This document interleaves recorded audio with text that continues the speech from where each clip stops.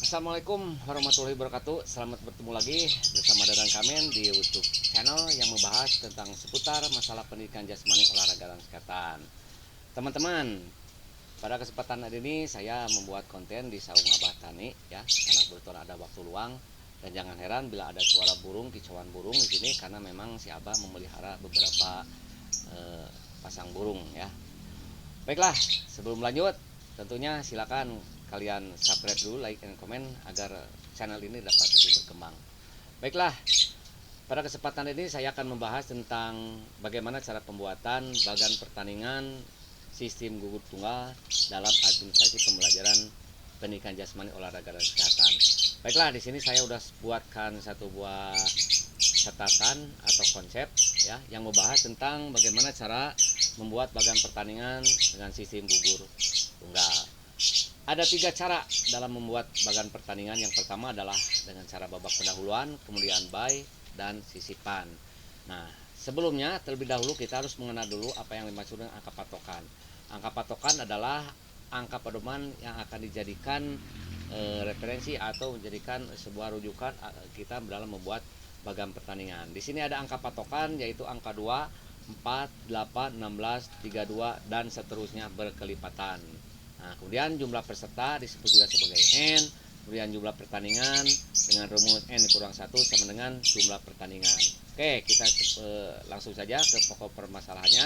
Di sini ada 2 peserta. Satu contoh ya, 2 peserta karena di sini adalah sesuai dengan angka patokan 2, jadi tidak masalah. 1 dan 2 tinggal di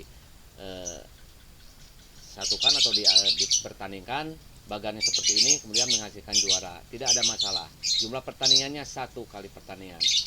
Lalu bagaimana dengan 4?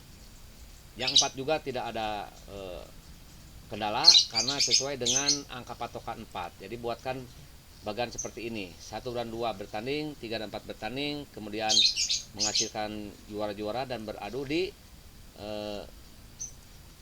penempatan untuk urutan juara pertama. Lalu bagaimana dengan jumlah peserta yang 5? Nah, ini adalah angka gasa. Tentunya yang dimaksud gasa adalah tidak ada dalam angka patokan di sini ya. Lalu ada di mana angka 5? Angka 5 itu ada di angka 4 dan 8. Dekat ke mana angka 5 tersebut? Angka 5 adalah dekat ke angka 4. Nah, kita gunakan dengan cara babak pendahuluan. Bagaimana cara perumusannya ya untuk mengetahui berapa babak pendahuluannya yang harus dilakukan. Yang pertama adalah di sini jumlah peserta dikurang angka pedoman di bawahnya yaitu 4, sehingga 5 dikurang 4 sama dengan 1. Jadi ada 1 babak pendahuluan. Nah, kita buatkan saja dulu ya. Bagan seperti ini ya, jumlahnya 5. Jangan lupa di sini tulisnya 1 sampai 5 sesuai dengan jumlah dari peserta.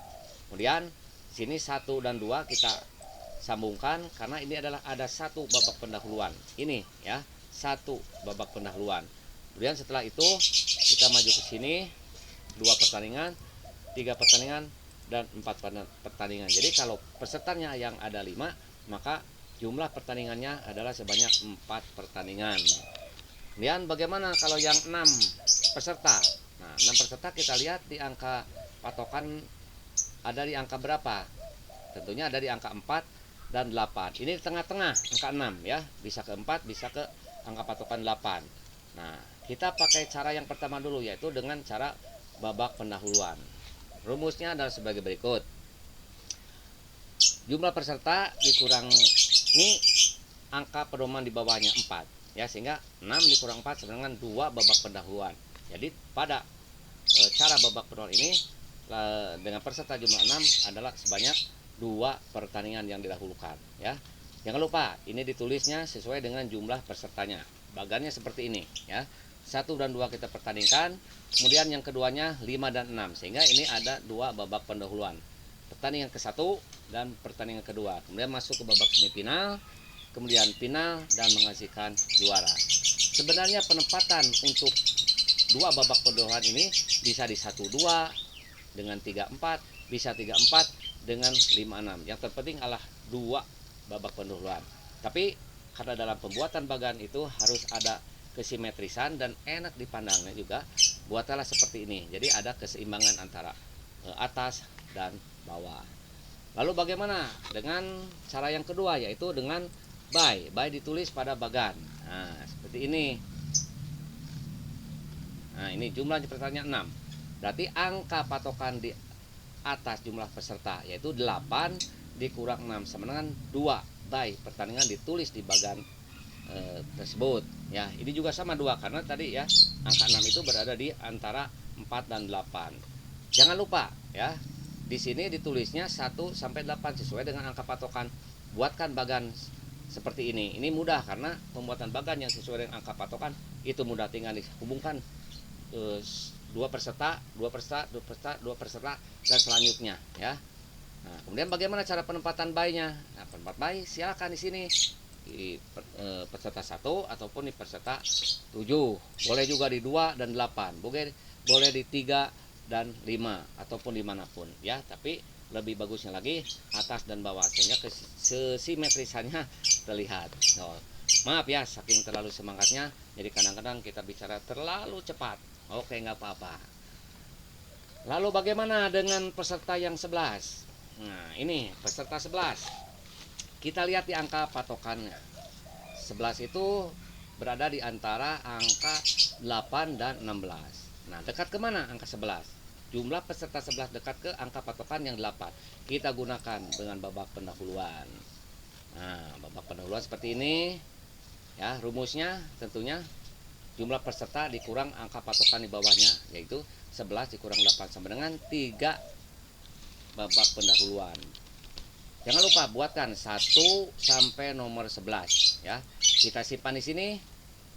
1 babak pendahuluannya di 1 dan 2. Kemudian bisa di 5 dan 6. Kemudian bisa di 10 dan 11 biar lebih simetris ya.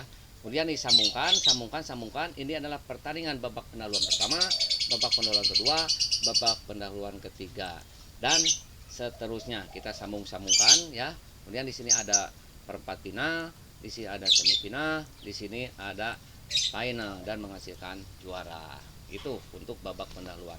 Lalu bagaimana kalau yang pesertanya 13? Nah, 13 kita lihat di angka patokannya 8 dan 16. Dekat kemana? Tentunya adalah dekat ke angka patokan yang 16.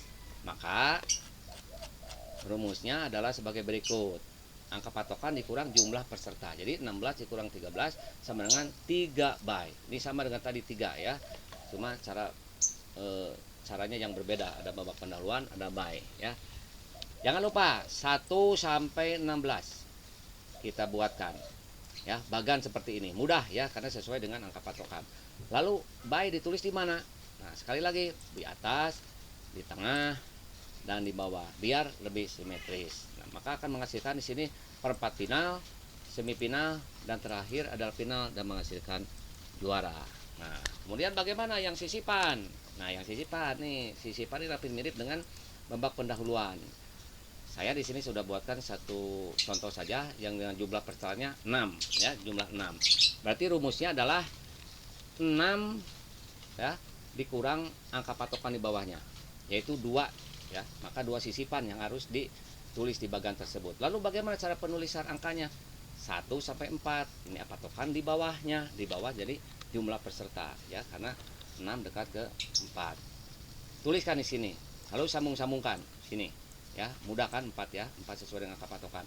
Lalu sisipan 2 di sini ya, sisipkan di angka 1. Kemudian di angka 4. Nah, di sini nanti ada nama peserta ya. Nama peserta A, B, C atau D ya.